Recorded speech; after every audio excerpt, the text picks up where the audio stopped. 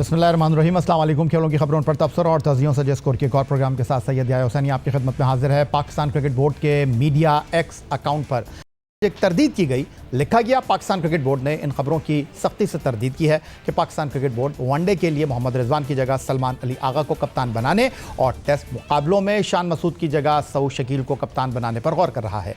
ताहाल ना तो selection committee में ये मामला ज़ेरे गौर आया है, न ही किसी खिलाड़ी के कॉन्ट्रैक्ट की कैटेगरी में तब्दीली की गई है। इस हवाले से तमाम तर खबरें बेबुनियाद हैं। दरअसल पाकिस्तान क्रिकेट बोर्ड के हलकों में गुज़िश्ता चंद रोज़ से इस मामले में चहमगोइयाँ की जा रही हैं कि बोर्ड टेस्ट और वनडे क्रिकेट की क़यादत के हवाले से तब्दीली के बारे में सोच विचार कर रहा है। और इस मामले में इस वक्त मज़ीद तेज़ी आई जब पाकिस्तान क्रिकेट बोर्ड ने सेंट्रल कॉन्ट्रैक्ट 2025-26 में टेस्ट कप्तान शान मसूद को अचानक बी कैटेगरी से डी कैटेगरी में धकेल दिया।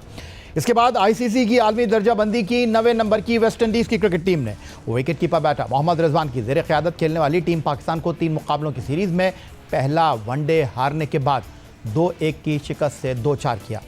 अब इन सारे मामलात पर तबसरे और तज़किये जारी थे कि chairman Pakistan cricket board Syed Mohsin Raza Naqvi से मीडिया ने दौरान प्रेस कॉन्फ्रेंस ये सवाल पूछा कि वनडे कप्तान मोहम्मद रिजवान से मुताल्लिक़ बोर्ड की तब्दीली से मुताल्लिक़ सोच क्या है, जिस पर उनका जवाब कुछ यूँ था। सिलेक्टर्स फैसला करेंगे।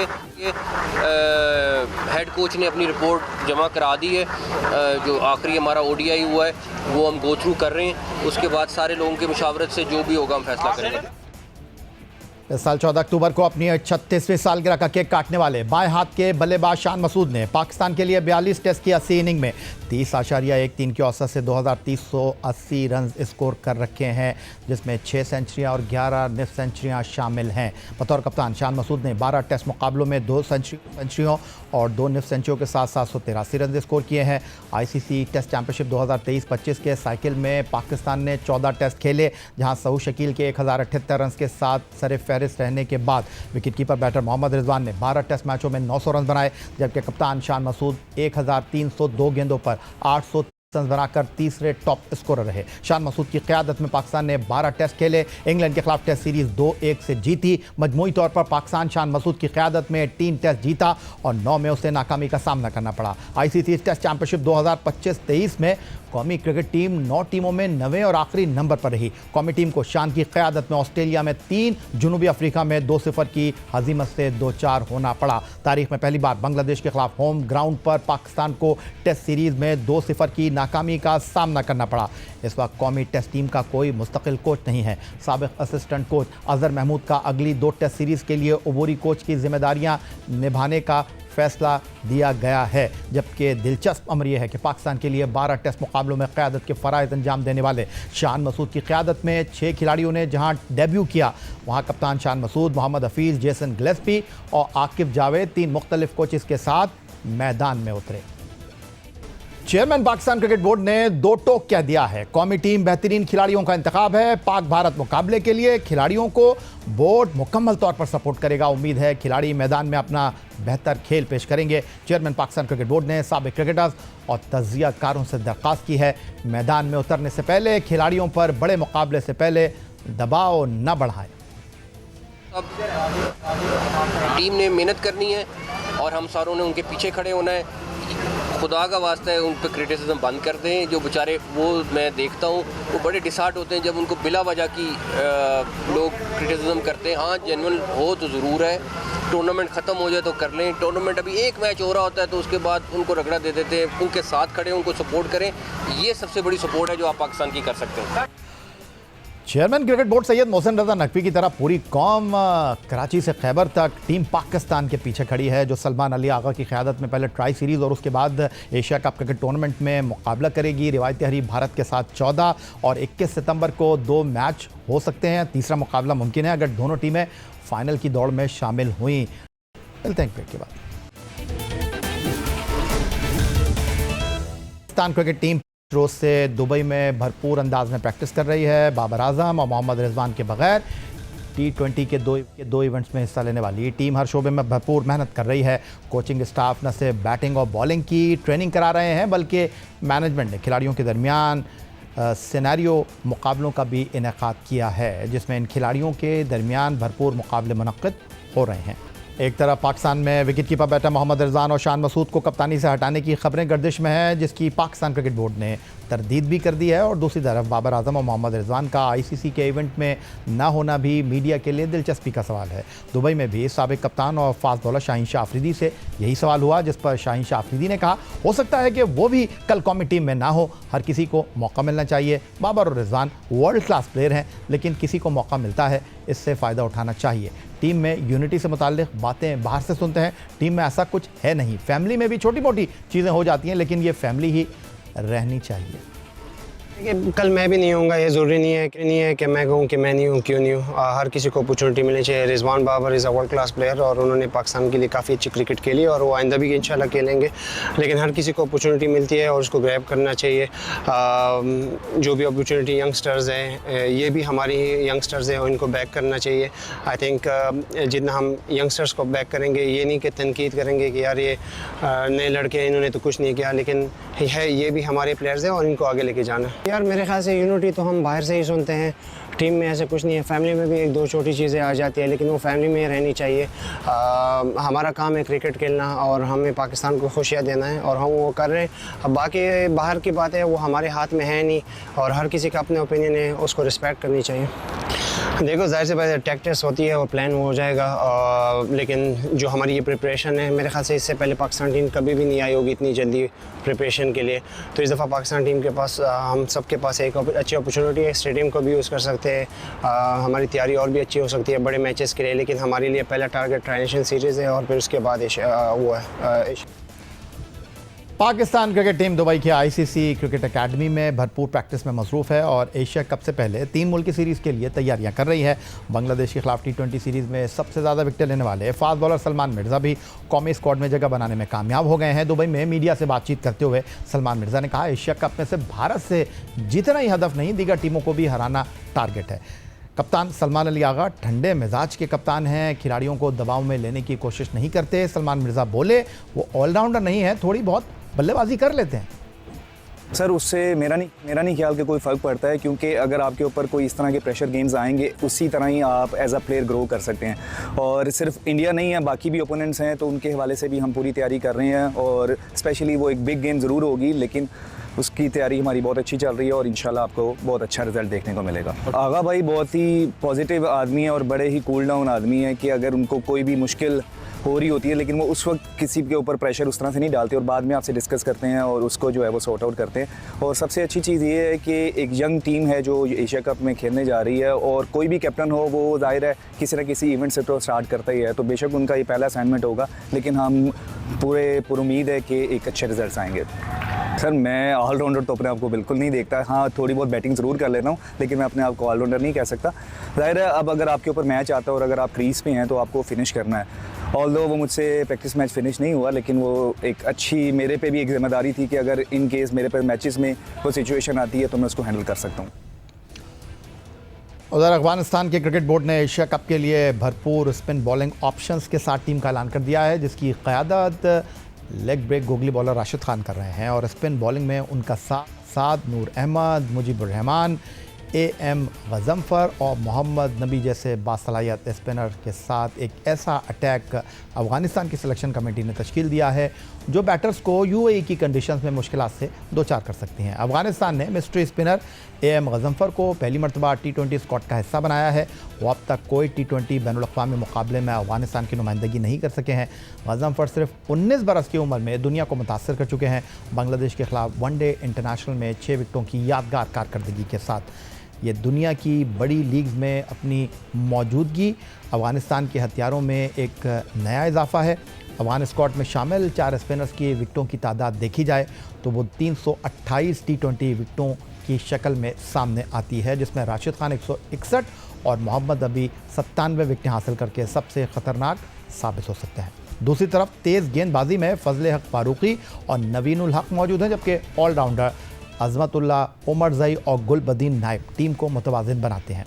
बैटिंग लाइनअप में रहमानुल्लाह गुरबाज, इब्राहिम ज़ादरान और सिद्दीकुल्ला अतुल जैसे खिलाड़ी टीम के लिए रन्स के बड़े ज़ख़ीरे ला सकते हैं। साथ ही करीम जन्नत और दरवेश रसूली भी टॉप ऑर्डर को तक़वियत देने के लिए मौजूद हैं।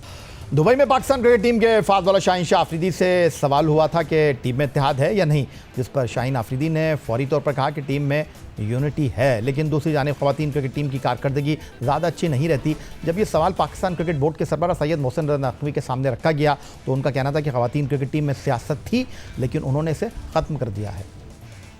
कि टीम में भी थोड़ी सियासत निकली है, तो इंशाल्लाह मुझे उम्मीद है कि अभी उनकी साइड से भी बेहतरी आनी शुरू होगी इंशाल्लाह। पाकिस्तान क्रिकेट बोर्ड ने श्रीलंका और भारत में मुनक़्क़िद होने वाले ख़वातीन वर्ल्ड कप 2025 के लिए 15 रुकनी टीम का ऐलान कर दिया है, जिसमें गैर मुतवक्किल तौर पर नई बेटा एमन फ़ातिमा को शामिल कर लिया गया है। कौमी टीम की क़यादत फ़ातिमा सना कर रही हैं और ये पहला मौका है कि फ़ातिमा सना वनडे वर्ल्ड कप में टीम पाकिस्तान की क़यादत के फ़राइज़ अंजाम देंगी। उन्होंने इस साल के आगाज़ में लाहौर में वर्ल्ड कप क्वालिफायर में भी पाकिस्तान टीम की क़यादत की थी। एमन फ़ातिमा क्वालिफायर के स्क्वाड का हिस्सा न थी, लेकिन वो सदफ़ शम्स का साथ स्क्वाड में शामिल हुई थीं। इन दोनों ने गुल फेरोज़ा और नाजिया अलवी की जगह ली है, जो 5 नॉन ट्रैवलिंग रिज़र्व खिलाड़ियों में शामिल हैं।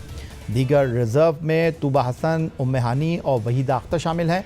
एमन फ़ातिमा ने इस माह के आगाज़ में डबलिन में आयरलैंड के ख़िलाफ़ T20 बैनुल-अक़वामी मुकाबले में डेब्यू किया था, लेकिन उन्हें 3 मुकाबलों में सिर्फ 2 बार बल्लेबाजी का मौका मिला, जिसमें उन्होंने 23 और 4 रन स्कोर किए। 15 रुकनी स्क्वाड 16 सितंबर से होम ग्राउंड पर शुरू होने वाली 3 वनडे मैचों की सीरीज़ में जनूबी अफ्रीका के सामने मुकाबले के लिए मैदान में उतरेगी, जो वर्ल्ड कप की तैयारी का हिस्सा है, जिसका आगाज़ 30 सितंबर से होगा। 15 रुकनी पाकिस्तानी स्क्वाड में 5 रिज़र्व खिलाड़ी जनूबी अफ्रीका सीरीज़ से पहले 14 रोज़ा कैंप में हिस्सा लेंगे, जो 29 अगस्त से कोचिंग स्टाफ की निगरानी में शुरू होगा, जिसकी सरबराही टेस्ट क्रिकेटर और ख़वातीन टीम के कोच मोहम्मद वसीम करेंगे। जनूबी अफ्रीका की टीम 12 सितंबर को लाहौर पहुँच रही है। पाकिस्तान क्रिकेट बोर्ड ने ख़वातीन वर्ल्ड कप 2025 के लिए जिस 15 रुकनी टीम का ऐलान किया है, उसमें 7 बैटर, 3 ऑलराउंडर और 5 बॉलर शामिल हैं। 7 बैटर में एमन फ़ातिमा, मुनीबा अली, उमैमा सोहेल, सदफ़ शम्स, शव्वाल जुल्फ़िकार, सिद्रा अमीन और सिद्रा नवाज शामिल हैं। ऑलराउंडर्स में कप्तान फ़ातिमा सना, आलिया रियाज और सैयदा उरूप शाह को रखा गया है, जबकि बॉलिंग में पाकिस्तानी फास्ट बॉलर्स में डयाना बेग, नशरत सांधू, नतालिया परवेज़, रामीन शमीम और सादिया इकबाल पर इन्हिसार किया जाएगा। आईसीसी विमेन वर्ल्ड कप का 13वां एडिशन भारत और श्रीलंका में मुनक़्क़िद होगा। 8 टीमों पर मुश्तमिल मेगा इवेंट का इफ्तिताही मैच 30 सितंबर को भारत और श्रीलंका के दरमियान होना है। पाकिस्तान टीम अपनी वर्ल्ड कप मुहिम 2 अक्टूबर को बांग्लादेश के खिलाफ मैच से शुरू करेगी। इसके बाद 5 अक्टूबर को रिवायती हरीफ भारत से कोलंबो में मुकाबला होगा। 8 अक्टूबर को पाकिस्तान ख़वातीन टीम का मुकाबला ऑस्ट्रेलिया से। 15 अक्टूबर को इंग्लिश टीम के चैलेंज का सामना करेगी फ़ातिमा सना की क़यादत में खेलने वाली पाकिस्तान ख़वातीन टीम। पाकिस्तान टीम 18 अक्टूबर को न्यूजीलैंड और 21 अक्टूबर को जनूबी अफ्रीका की टीम के साथ मैच खेलेगी। पाकिस्तान लीग में अपना आखिरी मैच श्रीलंका के खिलाफ 24 अक्टूबर को खेलने के लिए मैदान में उतरेगी। पाकिस्तान अपने तमाम 7 लीग मैच श्रीलंका के शहर कोलंबो में खेलेगा और अगर सेमीफाइनल तक पहुंचा तो वो भी कोलंबो में ही खेला जाएगा। दूसरा सेमीफाइनल जो कि मुंबई में होना है, फाइनल 2 नवंबर को या तो कोलंबो या फिर मुंबई में खेला जाएगा। ये इस बात पर इन्हिसार करेगा कि पाकिस्तान क्वालिफाई करता है या नहीं। पाकिस्तान के बैनुल-अक़वामी बॉक्सर उस्मान वज़ीर एक मरतबा फिर अपनी 17वीं बैनुल-अक़वामी बाउट में हरीफ बॉक्सर को नॉकआउट करने के लिए पुरअज़्म है। 16 बैनुल-अक़वामी मुकाबलों में अब तक नाकाबिल शिकस्त रहने वाले पाकिस्तानी बॉक्सर उस्मान वज़ीर 30 अगस्त को बैंकॉक के शहर थाईलैंड में मुनक़्क़िद होने वाले WBC सिल्वर वेल्टरवेट टाइटल के लिए top rank Indonesian boxer Fernandes का सामना करेंगे। इंडोनेशिया के बॉक्सर फर्नांडस साबिक़ WBC एशियन चैम्पियन है। 30 अगस्त को बैंकॉक के शहर थाईलैंड में 28 ममालिक के बॉक्सर्स अपने अपने टाइटल की फ़ाइट्स के लिए रिंग में उतर रहे हैं। जी तो जनाब, स्टूडियो में हमें ज्वाइन कर रहे हैं पाकिस्तान के होनहार बासलाहियत फ़ख्र पाकिस्तान बॉक्सर उस्मान वज़ीर। खुशामदीद कहेंगे आपको WBC सिल्वर वेल्टरवेट टाइटल के लिए। अपनी 17वीं बाउट में आप इंडोनेशियन बॉक्सर फर्नांडस का मुकाबला करने के लिए कितनी तैयारी है आपकी और इस बार क्या इरादे हैं? अस्सलाम वालेकुम याब भाई, अल्हम्दुलिल्लाह रेडी हूँ। 2 मंथ से लास्ट मैं कैंप में था और 17 फाइट है और ये मेरे करियर की one of the biggest fight है, क्योंकि ये फ़ाइट 165 कंट्रीज़ में लाइव जाएगी DAZN के थ्रू। तो फर्स्ट पाकिस्तानी हूँ जो इस प्लेटफॉर्म में लड़ रहा हूँ, तो बहुत खुश भी हूँ और अल्हम्दुलिल्लाह तैयारी भी अच्छी की है। तो इंशाल्लाह बरकरार कोशिश करूँगा कि OPBF जो सिल्वर टाइटल है वो भी जीतूँ पाकिस्तान के लिए और अनडिफिटेड रहूँ।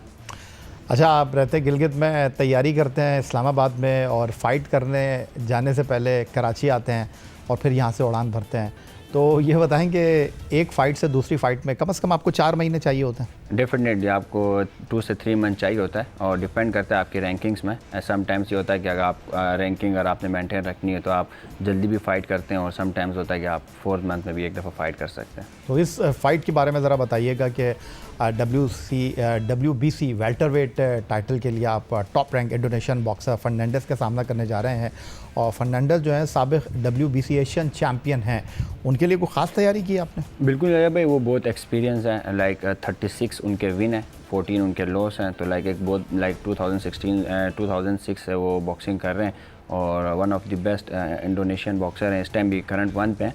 तो ये था कि एक एक्सपीरियंस था और इतना बड़ा डजोन आज तक इस प्लेटफॉर्म में कोई नहीं लड़ा, क्योंकि आप पता है एक बड़ा ऑनर है कि जब आप 168 कंट्रीज़ में आपकी फ़ाइट लाइव स्ट्रीम हो रही है। तो बस इससे तैयारी भी थी, फ़ाइट भी बड़ी थी, तो मैंने कहा ये फ़ाइट लूँ, मिस ना करूँ। तो बड़ी अपॉर्चुनिटी थी अब मेरे मुल्क के लिए, मेरे लिए, तो इसलिए फिर मैंने जंप किया आगे। Usman, thank you very much. एक बार फिर वो कहते हैं ना कि बकौल शायर के दिल के फपोले जल उठे सीने के दाग से, इस घर को आग लग गई घर के चिराग से। लेकिन आप तो चिराग रोशन कर रहे हैं, आप पाकिस्तान का नाम रोशन कर रहे हैं। आप इस सफ़र में अभी तन्हा नहीं हैं, और भी बहुत सारे लोग हैं, लेकिन आपकी हिम्मत, आपके जज्बे, आपके अज़्म को हम सलाम पेश करते हैं। 30 अगस्त को बैंकॉक के शहर थाईलैंड में 28 बॉक्सर्स के मुकाबलों में अपने अपने टाइटल की फ़ाइट्स के लिए रिंग में उतरने वाले उस्मान वज़ीर इंडोनेशिया के बॉक्सर फर्नांडिस के ख़िलाफ़ मैदान में उतरेंगे। ये इनके करियर की 17वीं बाउट है और अब तक नाकाबिल शिकस्त रहे हैं। 16 बाउट में इन्होंने कामयाबी हासिल की। हमारे साथ स्टूडियो में मौजूद थे और अपनी बाउट के हवाले से, इन फ़ाइट्स के हवाले से ख़यालात का इजहार कर रहे थे। हमारा ये प्रोग्राम था। एक्स अकाउंट पर आप हमें फॉलो कर सकते हैं, ईमेल कर सकते हैं, अपनी राय से आगाह कर सकते हैं score@jio.tv पर। इस दुआ, इस उम्मीद, इस तवक्को के साथ कि पाकिस्तान में खेल और खिलाड़ी तरक्की करते हैं। सैयद यासिन को स्कोर की पूरी टीम के साथ अगले प्रोग्राम तक के लिए इजाज़त दीजिए। अल्लाह हाफ़िज़।